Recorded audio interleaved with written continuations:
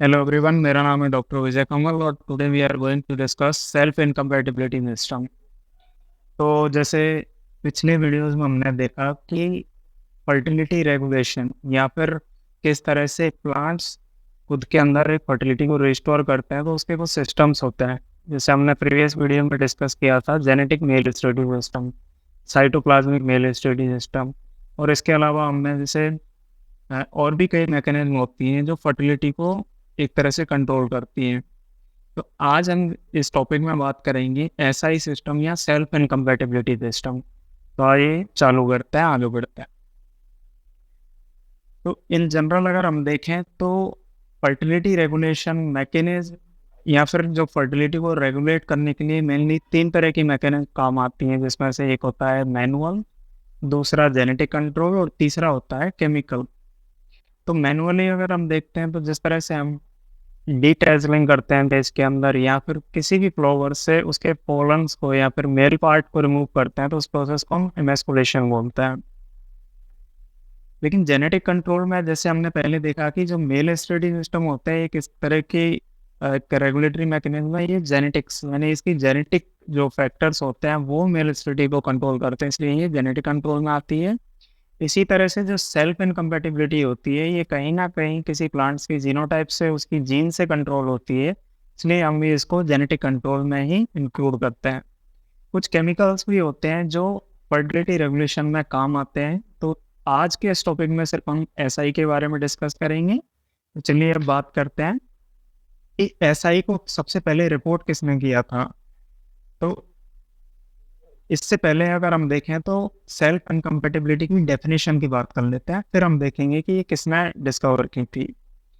तो अगर इसकी डेफिनेशन में हम बात करते हैं तो देखिए, inability of a pollen to fertilize the stigma of same flower और the other flower of the same plant, यानी किसी पोलन के उसके खुद के फीमेल पार्ट को फर्टिलाइज ना कर पाना सेल्फ इनकम्पैटिबिलिटी कहलाता है। तो इसके अंदर या तो वो एक सेम फ्लावर में हो सकते हैं दोनों मेल और फीमेल ऑर्गन्स, जिसको हम हार्मोफ्रोडाइट फ्लावर्स बोलते हैं, या फिर मोनोसियस कंडीशन हो सकती है जैसे मेज मेज के अंदर जैसे फीमेल फ्लावर और मेल फ्लावर्स दोनों डिफरेंट पोजीशन पे होते हैं लेकिन होते एक ही प्लांट के ऊपर हैं, तो ऐसी कंडीशन में भी मोनोसियस। तो इन दोनों कंडीशंस में अगर एक प्लांट का पोलन उस प्लांट के ऊपर स्थित दूसरे फीमेल पार्ट को फर्टिलाइज नहीं कर पा रहा है, तो इस तरह की रिएक्शंस को हम बोलते हैं सेल्फ इनकम्पैटिबिलिटी। अब जैसे यहाँ क्या हुआ, यहाँ सिर्फ सेल्फ फर्टिलाइजेशन को प्रिवेंट होना है, ठीक है। तो इससे क्या हो रहा है कि जो इसका पोलन्स होते हैं वो फंक्शनल होते हैं। तो इस एक तरह से देखें तो ये self incompatibility reaction it prevents self fertilisation but it encourages क्या आउट क्रॉसिंग, यानी कि ये क्रॉस पॉलिनेशन या फिर आउट ब्रीडिंग को ये प्रमोट करती है और सेल्फ फर्टिलाइजेशन को ये प्रिवेंट करती है, रोकती है। तो एक प्लांट था जिसका नाम था बर्वेसियम फिनोसियम। ये सबसे पहले कॉइल रोटर ने एसआई को इस प्लांट के अंदर रिपोर्ट किया था।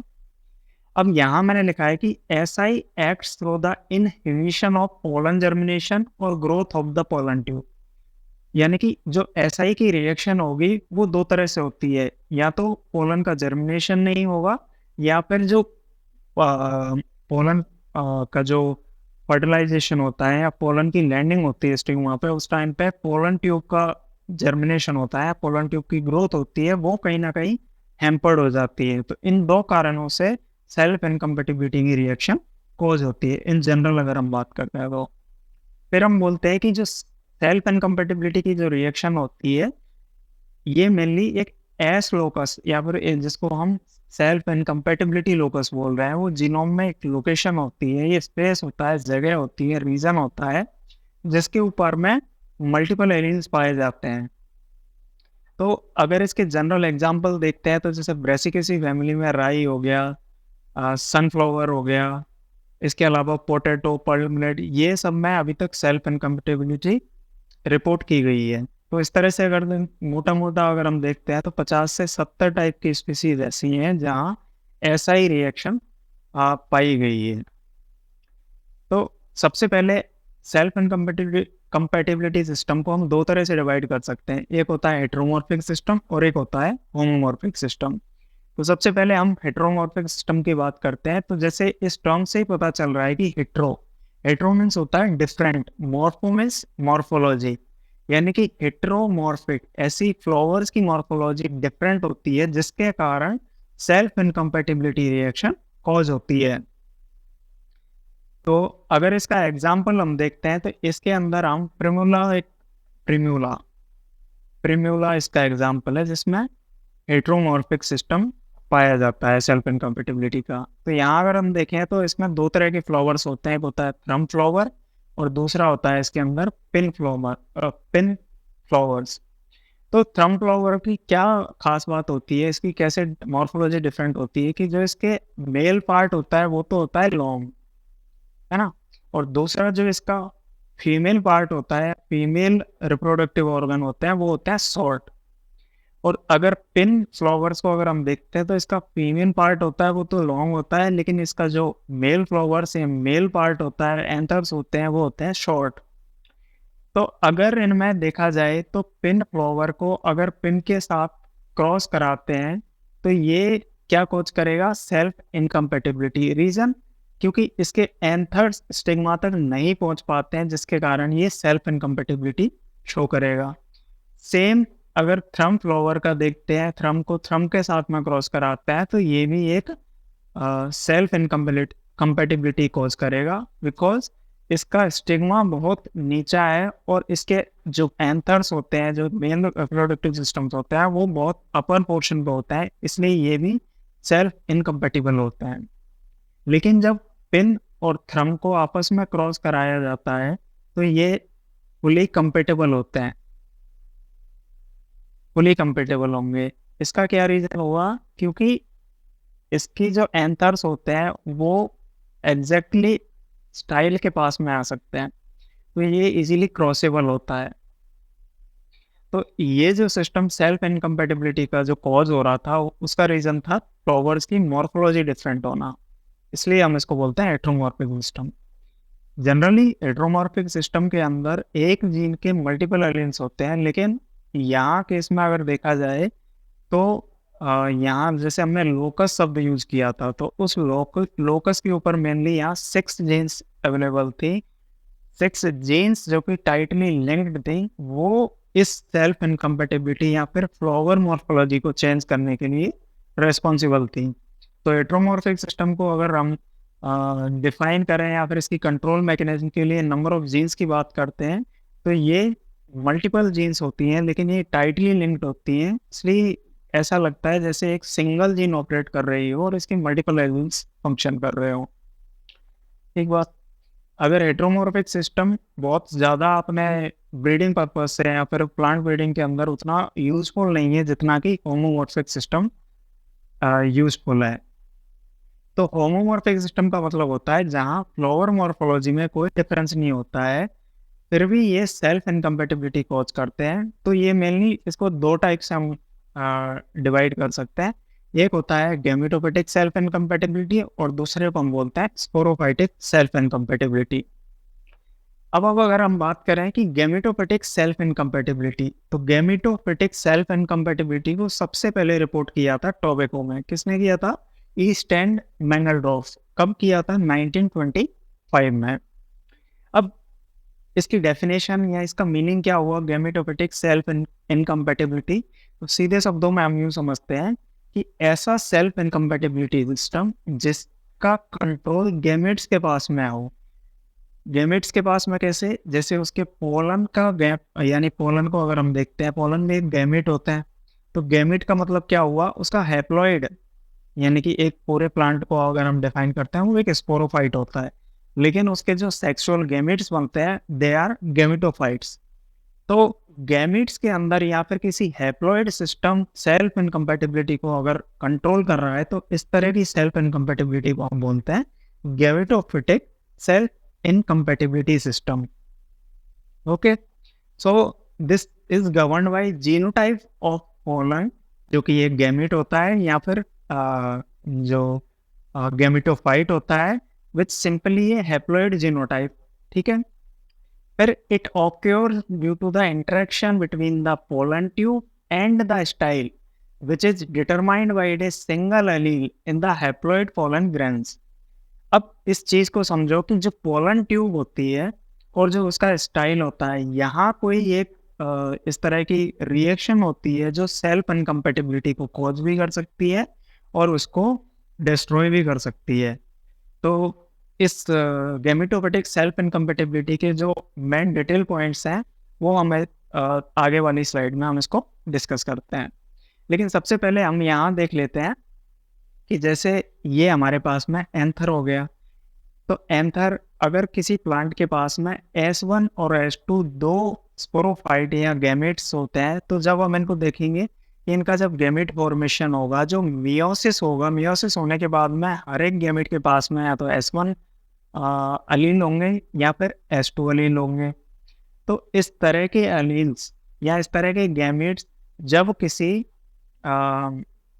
सेल्फ फर्टिलाइजेशन को अगर सबसे पहले हम देखें, तो एक चीज़ और याद रखनी है गैमेटोफिटिक सिस्टम के अंदर कि जो इसके मल्टीपल एलिमेंट्स होते हैं उनमें कोई डोमिनेंस नहीं होता है। तो ये बहुत इंपॉर्टेंट चीज़ है इस गैमेटोफिटिक सेल्फ इनकम्पेटिबिलिटी के जनरल फीचर है एक तरह का, कि यहाँ कोई भी किसी तरह का डोमिनेंस नहीं पाया जाता है एलील्स के बीच में। तो जैसे S1 अपना एक गैमेट हो गया और S2 एक अलग गैमेट हो गया, ये प्रोड्यूस एक सेम प्लांट से हो रहा है, बट इनके पास में S1 और S2 दो तरह के अलील्स हो गए। अगर हम इसके फीमेल गैमेट्स को देखेंगे तो वो भी दो तरह के होंगे, एक होगा S1 और दूसरा होगा एक S2। ठीक है, तो S1 एलील ना तो इसको S1 फीमेल गैमेट को फर्टिलाइज कर सकता है और ना ही S2 को फर्टिलाइज कर सकता है। तो ये किस तरह का ये प्लांट हो जाएगा, ये फुली इनकम्पेटिबल प्लांट हो जाएगा। लेकिन एक कंडीशन ऐसी आती है हमारे पास में जहाँ S1 और S2 दो अलील्स, दो पोलन गैमेट्स तो अलग अलग हैं, लेकिन हमारे फीमेल के पास में एक S2 है और दूसरा अलील कौन सा है, S3 अलील है।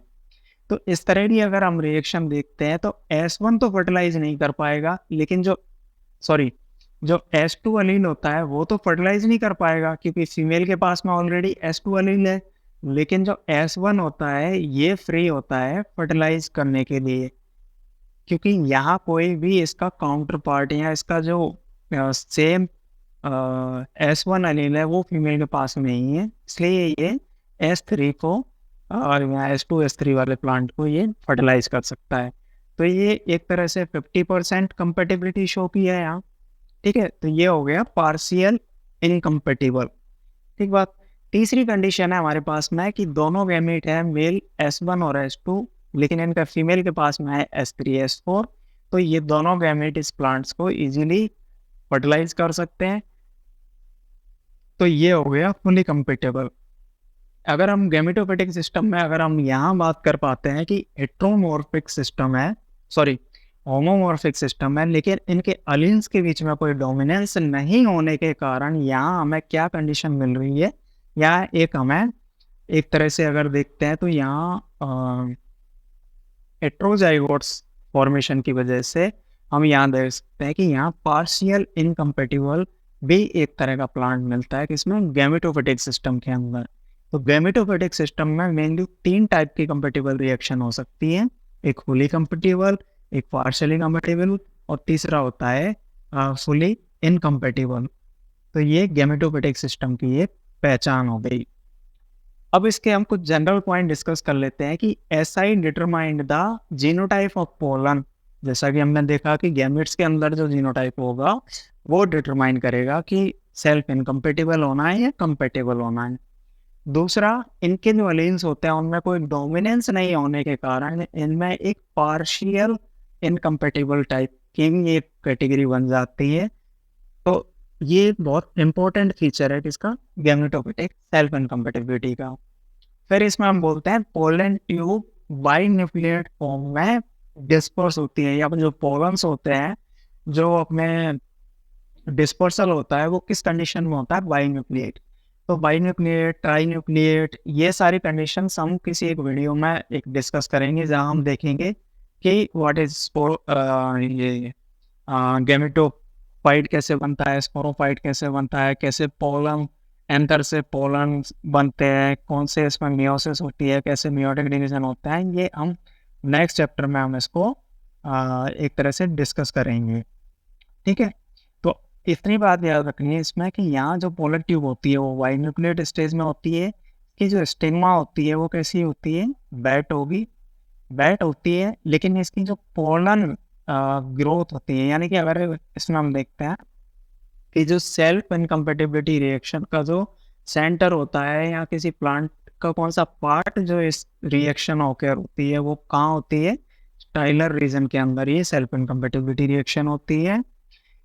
This reaction is post meiotic. अब पोस्ट मियोटिक हम क्यों बोल रहे हैं इसको, क्योंकि पोलन का जीनोटाइप कब बनेगा, जब मियोसिस कंप्लीट होता है तो लास्ट में हमारे गैमेट्स बनते हैं, इसलिए हम इसको बोलते हैं कि ये जो सेल्फ इनकम्पेटिबिलिटी रिएक्शन होती है ये पोस्ट मियोटिक होती है। फिर हम इसमें बोलते हैं कि homozygosity through normal pollination is not possible, क्योंकि इसमें हेटेरोजाइगोट कॉमनली बनता है। क्यों बनता है, क्योंकि इसके अंदर डोमिनेंस होता है। ठीक बात। अब हम नेक्स्ट सेल्फ इनकम्पेटिबिलिटी जो होमोमॉर्फिक में आती है उसको हम बोलते हैं sporophytic system of self incompatibility. तो ये प्लांट ब्रीडिंग में हाइब्रिड सीड प्रोडक्शन में यूटिलाइज करने के लिए बहुत ज़्यादा इंपॉर्टेंट है। तो ये सबसे पहले क्रेपिस पोइटिडा में रोक्सन बेबकोक ने 1950 में इन्होंने रिपोर्ट की थी, और इन्हीं के साथ में ये किसने, ग्रेस्टल ने किसने, पार्थेनियम में इसको रिपोर्ट किया था। अब स्पोरोफिटिक सेल्फ इनकम्पेटिबिलिटी को जो कंट्रोल करता है वो प्लांट इटसेल्फ होता है, यानी किसी प्लांट का स्पोरोफाइट होता है। So outcome of the interaction between the pollen tube and style is determined by the genotype of sporophyte which is diploid plant body। वहाँ गैमेटोफाइट में हम गैमेट को देख रहे थे जो कि ये डिप्लॉयड था, लेकिन जो प्लांट इटसेल्फ अगर किसी चीज़ को कंट्रोल कर रहा है वो डिप्लॉयड होता है, तो इसलिए ये रिएक्शन किससे कंट्रोल होती है, डिप्लॉयड प्लांट बॉडी से। दैट इज बोथ एनिल्स और स्टिग्मा फंक्शन टुगेदर। एक बात अगर हम यहाँ बात करते हैं तो इसके अंदर दूसरा पॉइंट ये है कि गैमेटोफिटिक सेल्फ इनकम्पेटिबिलिटी में हमने देखा था कि यहाँ उस सेल्फ इनकम्पेटिबिलिटी के अंदर कोई भी डोमिनेंस नहीं थी, लेकिन स्पोरोफिटिक सेल्फ इनकम्पेटिबिलिटी के अंदर डोमिनेंस इसका मेन फीचर है, यानी कि एक जीन के मल्टीपल एलील्स तो होते हैं लेकिन वो आपस में क्या शो करेंगे, क्या शो करते हैं, वो डोमिनेंस दिखाते हैं। तो जैसे हमारे पास में S1 और S2 इस तरह का एक अंतर था, तो इसके गैमेट के पास में किस तरह के पोलर्स बनेंगे हमारे पास में, यानी अगर S1 S2 के ऊपर डोमिनेंस है तो सिर्फ S1 टाइप के सारे गैमेट्स होंगे, चाहे इसका जेनेटिक कॉन्स्टिट्यूशन कुछ भी हो।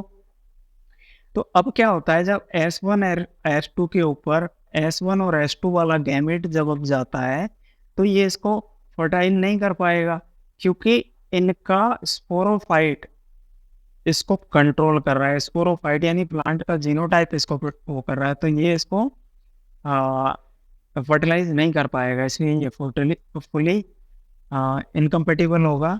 दूसरी कंडीशन में जैसे हम यहाँ देख रहे हैं कि S2 S3 फीमेल है, बट फिर भी S1 और S2 इसको फर्टिलाइज नहीं कर पाएगा, क्योंकि हमारा गैमीट इसको कंट्रोल नहीं कर रहा है। इसको कंट्रोल कौन करता है, इसको कंट्रोल करने के लिए प्लांट का जीनोटाइप इटसेल्फ होता है, यानी कि डिप्लॉयड कंडीशन गैमेट के अंदर भी हम वो डिप्लॉयड कंडीशंस को डिटरमाइन करेगी।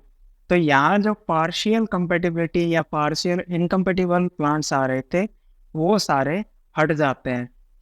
तो इसके अंदर सिर्फ और सिर्फ कंपेटिबिलिटी रिएक्शन होगी जब इसके फीमेल वाले गैमेट्स और इसके मेल वाले गैमेट्स सारे के सारे बिल्कुल डिफरेंट होंगे, तो यहाँ ये फुली कंपेटिबल रिएक्शन होगी। तो स्पोरोफिटिक सिस्टम के अंदर डोमिनेंस होने के कारण इनमें कंप्लीट कंपेटिबिलिटी या फिर कंप्लीट इनकम्पेटिबिलिटी दो तरह की कैटेगरी बनती हैं, बीच की कोई कैटेगरी इसमें नहीं होती है। अब इसके 3-4 पॉइंट हैं जो हमने जीनोटाइपिक सेल्फ इनकम्पेटिबिलिटी में पढ़े थे, उसी तरह पर हम स्पोरोफिटिक सेल्फ इनकम्पेटिबिलिटी में पढ़ते हैं। तो this determined by the sporophytic genotype and one single gene with multiple alleles showing dominance, यानी कि इसमें डोमिनेंस होती है। यही कारण है कि हमारा जो इसमें पार्शियल कंपैटिबिलिटी जैसा कोई भी टाइप हमें देखने को नहीं मिलता है। दूसरा, इसके अंदर जो पोलन्स होते हैं वो ट्राई न्यूक्लिएट स्टेज में डिस्पर्स होते हैं या निकलते हैं। इनकी स्टिग्मा ड्राई होती है, ठीक है।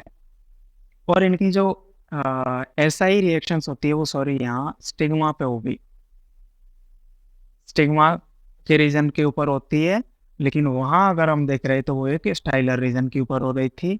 इसकी जो एसआई रिएक्शन, जो सेल्फ इनकम्पेटिबिलिटी रिएक्शन, वो प्री मियोटिक होती है, यानी कि मियोसिस से इसका कोई लेना देना नहीं है। जो प्लांट का जीनोटाइप है वो ही डिसाइड करेगा कि सेल्फ इनकम्पेटिबिलिटी रिएक्शन होनी है या नहीं होनी है। फिर हम बोलते हैं इसके अंदर होमोजाइगोसिटी थ्रू नॉर्मल पोलिनेशन, ये हमेशा इसका फीचर है। क्यों फीचर है? क्योंकि यहाँ अगर हम इस कंडीशन में देखते हैं तो इसके अंदर होमोजाइगोट्स इजीली बन सकते हैं। अब अगर इसको यूटिलाइज करना है सेल्फ इनकम्पेटिबिलिटी को, तो हमें सेल्फ इनकम्पेटिबल लाइंस को, जैसे मेल स्टेराइल लाइन को मेंटेन करना होता है या उसको मल्टीप्लाई करना होता है, उसी तरह से एसआई लाइंस को हमें मल्टीप्लाई करने के लिए कुछ टाइम के लिए सेल्फ इनकम्पेटिबिलिटी को ख़त्म करना होता है या फिर रिड्यूस करना होता है। उसके बहुत सारे मेथड्स हैं, इसमें से सबसे मोस्ट कॉमन होता है बर्ड पॉलिनेशन। बर्ड क्या होती है कि जो मैच्योर, जो स्टार्टिंग के फ्लावर्स होते हैं वो इतने मैच्योर नहीं होते हैं कि वो इस तरह की सेल्फ इनकम्पेटिबिलिटी रिएक्शंस को ट्रिगर कर सकें। तो अगर हम बर्ड पॉलिनेशन करते हैं तो सेल्फ इनकम्पेटिबिलिटी को ओवरकम किया जा सकता है। दूसरा, इसमें कोई एक्स-रे रेडिएशन इस तरह की चीज़ें की जाती हैं तो वो भी इस तरह की सेल्फ इनकम्पेटिबिलिटी को ख़त्म कर सकती है। अब सर्जिकल मेथड में अगर हम देखते हैं तो स्टिग्मा को रिमूव करना या फिर पूरे स्टाइलर रीजन को रिमूव कर देना, तो ये क्या होगा इससे, जैसे हम गैमेटोफाइटिक देख रहे थे तो गैमेटोफाइट के अंदर स्टाइलर रीजन के अंदर अगर कोई सेल्फ इनकम्पेटिबिलिटी रिएक्शन हो रही थी तो अगर हम स्टाइल को रिमूव कर देंगे तो डायरेक्ट ओव्यूल को या एग सेल को फर्टिलाइज कर सकते हैं। दूसरा, अगर हम स्टिग्मा की बात करते हैं तो जैसे स्पोरोफाइटिक सिस्टम में स्टिग्मा के ऊपर ही सेल्फ इनकम्पेटिबिलिटी रिएक्शन होती है, तो अगर हम स्टिग्मा को रिमूव करते हैं तो वहाँ भी अब सेल्फ इनकम्पेटिबिलिटी को रोका जा सकता है। इसके बाद में temperature, in vitro pollination, mixed pollination, कुछ केमिकल्स का यूज़ है, ग्राफ्टिंग, इन तरीक़ों से अगर हम देखें तो हम इसको कंट्रोल कर सकते हैं। मैं आशा करता हूँ कि आपको सेल्फ इनकम्पेटिबिलिटी का ये कॉन्सेप्ट है वो समझ में आया होगा। अगर आप इसी ऐसा ही रिएक्शन की मॉलिक्यूलर मैकेनिज्म या फिर और डिटेल्स इसको अगर पढ़ना चाहते हैं, समझना चाहते हैं, तो हम उसको भी डिस्कस करेंगे, लेकिन किसी और वीडियो में। इस वीडियो को देखने के लिए आपका बहुत बहुत धन्यवाद। मिलते हैं नेक्स्ट वीडियो में। Thank you.